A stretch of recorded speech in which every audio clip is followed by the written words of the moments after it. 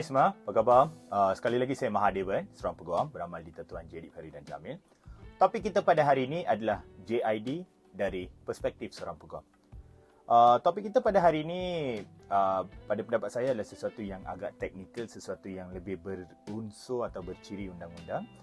JID dalam bahasa Inggeris kita sebut Judgment in Default ataupun dalam bahasa Melayu kita sebut sebagai penghakiman ingkar. Apa maksud dia? Maksud dia macam ni. Katakan kamu memfailkan satu tindakan di mahkamah, mungkin untuk tuntutan hutang. Lepas tu pihak yang kamu tuntut ini, kamu dah serahkan saman, kamu dah serahkan surat, kamu dah buat semua. Tapi pihak lagi satu ni dia macam unbothered ataupun dia tak buat apa-apa, dia tak nak lantik peguam, dia tak nak datang mahkamah, dia tak nak buat apa-apa. So apa yang kamu boleh buat dalam situasi ini? So apa yang akan berlaku adalah bila kamu dah buat penyerahan, kamu dah buat saman, dah serahkan saman semua tu dengan sempurna, tetapi tidak ada respon, kamu dapatkan perintah lanjut daripada mahkamah. Perintah lanjut ini yang kita panggil penghakiman ingkar. Maksudnya kamu pergi mahkamah, kamu maklum pada mahkamah, kamu dah serahkan saman ini pada pihak yang terbabit. Tapi tidak ada respon, dia tak buat apa-apa.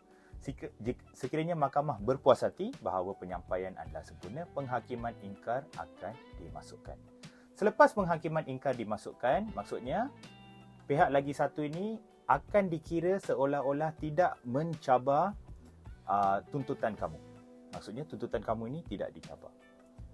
Lepas itu, apa mahkamah akan buat? Mahkamah akan buat penilaian, akan buat assessment untuk menentukan berapa jumlah ganti rugi. So, untuk menentukan jumlah ganti rugi semua tu, kamu kena bawa saksi, kamu kena filekan dokumen dan kamu kena berhujah seperti biasa. Tetapi pada setiap masa ni, kamu akan berhujah seolah-olah kamu tak ada lawan.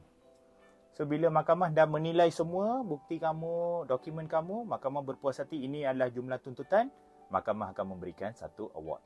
Award ini, tadi kan kita pihak yang dituntut ini kan tidak peduli pasal tuntutan kamu kan. So, bila kamu dah ada satu keputusan termeterai daripada mahkamah, keputusan ini kamu boleh gunakan untuk tuntut daripada pihak yang kamu tuntut tadi itu. Maksudnya kamu ada satu penghakiman yang sah. So dengan penghakiman tersebut, kamu bolehlah ambil langkah-langkah seterusnya untuk mendapatkan jumlah kamu. Okey, itu adalah penjelasan secara ringkas mengenai penghakiman ingkar. Okey, yang pertama sekali untuk hari ini, apa yang bagus mengenai penghakiman ingkar ni? Macam saya sebut tadi, penghakiman ingkar ni sangat bagus apabila mungkin pihak yang kamu serahkan saman ini, dia tahu mengenai tuntutan kamu. Dia tahu pasal saman kamu. Tapi dia berpendapat bahawa mungkin anggapan dia adalah memang saya dah salah. Memang salah saya. Takkan saya nak lantik peguam lagi. Saya pun tak pertikaikan sangat hutang ni. Sebenarnya memang betul saya salah. Tapi sebab dia tak ambil peguam dan sebagainya, so ini adalah satu cara yang kamu boleh gunakan untuk mendapatkan penghakiman. Bila dia tak masukkan pembelaan, dia tak masukkan kehadiran, maka kamu boleh masukkan penghakiman ingkar ataupun JID yang saya sebut tadi. Ini adalah sesuatu yang kita boleh ambil maklum. So pada kebanyakan masa macam saya sebut tadi tu, maksudnya pihak tu dia dah tahu, mungkin sebab itu dia tak lantik peguam.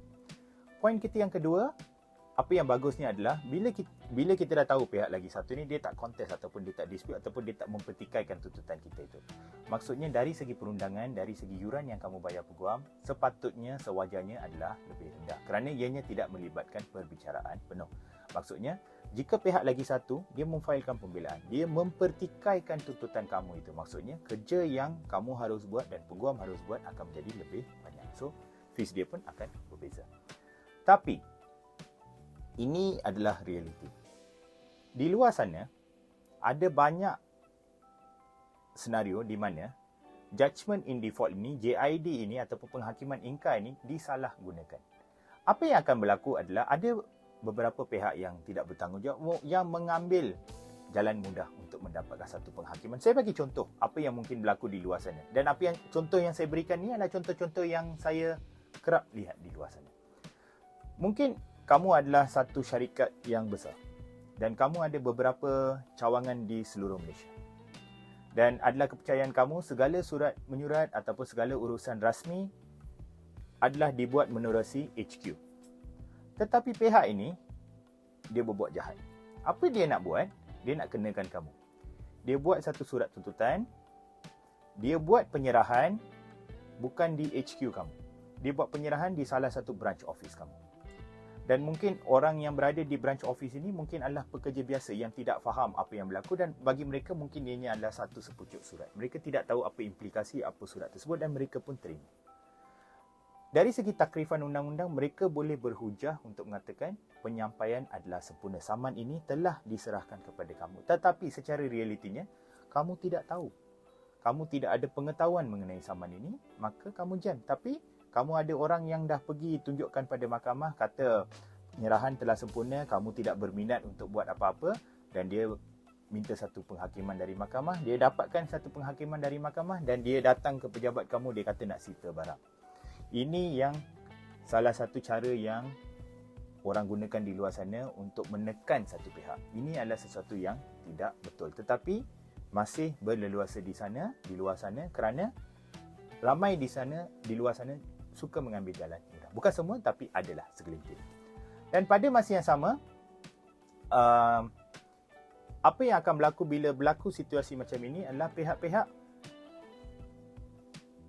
akan tertekan. Maksudnya, mereka akan menggunakan penghakiman ini untuk menekan kamu supaya kamu berkompromi, supaya kamu mencapai satu penyelesaian. Ini adalah satu teknik biasa yang orang gunakan di luar sana. Okey, sekarang ini berbalik kepada apa yang kamu boleh buat jika kamu berhadapan dengan situasi sedemikian rupa. Pertama sekali, bila kamu dapat tahu bahawa ada satu penghakiman ingkar telah dimasukkan, yang pertama semestilah kamu kena dapatkan nasihat peguam. Dan penghakiman ingkar ataupun JID ini boleh diketepikan atas dua alasan. Satu, kamu kena menunjukkan penyampaian itu adalah tidak sempurna. Apa maksud dia? Contoh, mungkin penyampaian ini dibuat terhadap alamat lama kamu, tetapi alamat lama kamu ni bukan alamat IC kamu ataupun alamat terkini kamu. Itu adalah satu cara yang kamu boleh tunjukkan untuk mengatakan penyampaian adalah tidak sempurna. Apa maksud penyampaian tidak sempurna? Maksudnya, dokumen ini walaupun diserahkan kepada satu alamat, tetapi dokumen ini tidak ada keupayaan untuk mencapai ataupun untuk dikomunikasikan kepada orang yang sepatutnya. Itu satu. Tapi ini kamu kena semak dengan peguam, kamu kena tahu macam mana kita nak berhujah mengenai penyampaian tidak teratur. Sebab ini adalah sesuatu yang agak teknikal. So, pihak-pihak harus ambil maklum. Poin kedua adalah lebih mudah, lebih senang. Di mana kamu kena menunjukkan kamu ada pembelaan yang bermerit. Ini lebih senang. Contoh, tadi kita sebut pasal hutang tadi. Okay? Mungkin ada orang ni, dia mendakwa kamu berhutang dengan dia. Dia tak serahkan saman secara teratur dan mendapatkan penghakiman terhadap kamu. So, kamu kena tunjukkan kamu ada pembelaan yang bermerit. Macam mana? Katakan sebelum ini, hutang tersebut tu mungkin kamu telah bayar separuh ataupun kamu telah bayar penuh. So, itu adalah salah satu pembelaan yang dibenarkan. So, menerusi permohonan di mahkamah, kamu akan buat permohonan untuk mengenepikan penghakiman ingkar tersebut atas dua alasan. Satu, sama ada penyampaian tidak teratur. Kedua, kamu ada pembelaan yang bermerit ataupun kedua-duanya sekali. So, bila kamu boleh mengemukakan dua-dua poin ini atas salah satu poin, dan jika mahkamah berpuas hati, mahkamah boleh mengenepikan penghakiman ingkar tersebut dan pihak-pihak harus bermula dari awal. Maksudnya, pihak yang mendapatkan penghakiman ingkar tadi ni, dia kena bagi kamu peluang untuk memfailkan pembelaan, failkan dokumen, pergi mahkamah, panggil saksi, kamu nak fight sampai hujung, boleh. Itu semua dibenarkan. Sekian saja daripada saya. Semoga apa yang saya sampaikan hari ini dapat sedikit sebanyak membantu tuan-tuan dan puan-puan. Dan macam biasa, sekiranya ada sebarang pertanyaan dan persoalan, sila ajukan. Saya akan cuba yang terbaik untuk menjawab. Dan semoga kita berjumpa lagi dalam episod yang akan datang. Terima kasih.